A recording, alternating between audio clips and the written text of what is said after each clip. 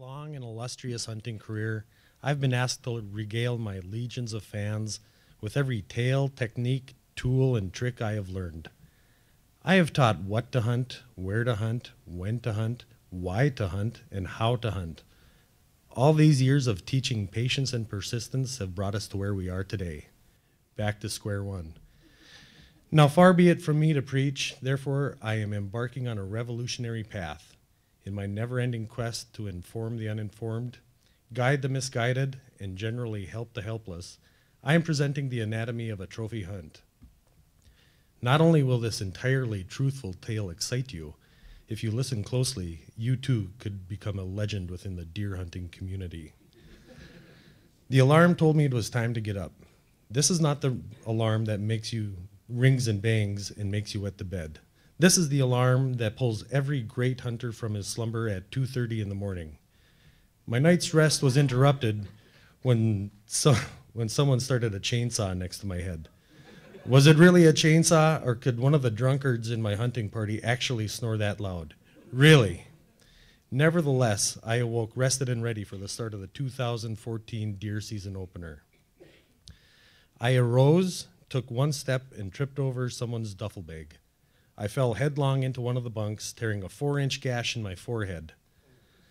Dazed, I composed myself and stumbled into the dining room where I closed my gaping wound with some mouse-eaten thread and a rusty needle.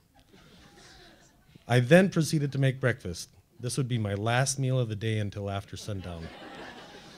So as my coffee brewed, I fried a pound of bacon and a dozen eggs. Before dressing, I washed my dishes, cleaned up after myself, and for the benefit of the inebriates in my hunting party, I set the alarm for 9:30. I dressed in the serenity of the porch, watching as the last embers of the previous night's fire slowly died out. I stepped outside, slipped on some frozen vomit, and broke my pelvis. Injured but undaunted, I grabbed my gun and headed for the big timber. Though my 8-mile hike through the woods was slightly worsened by my split head and shattered hip, I arrived safely at my stand 2 hours before sunrise. As the first twinkle of daylight hit the woods, I was reminded of the scores of trophies I had taken from this very spot. There was the 12-point in '89, the heavy 10-pointer in '93, the 14-pointer in '96, the enormous non-typicals in 2003 and 2010, the Beltrami County record 19-pointer in 2004, and the biggest fawn you've ever seen in your life in 2008. And who could forget last year's magnificent 14-pointer? By the time it was sunrise, even I was wondering if I could live up to the legend I had become. This ridiculous self-doubt was immediately put aside when a perfect 18-pointer crested the ridge in front of me. I put the behemoth in my crosshairs and slowly began to squeeze the trigger. The wily old buck somehow caught my carefully camouflaged scent and charged off down the other side of the hill. I'd like to say something about my world-famous handcrafted homemade deer pea cover scent / fatal attractor. It's available in all major sporting goods stores for only $19.95 an ounce. With Christmas just around the corner, can you imagine the sheer joy in the eyes of your favorite deer hunter if they were to get Ryan Thomas's world-famous deer pea cover scent in their stocking?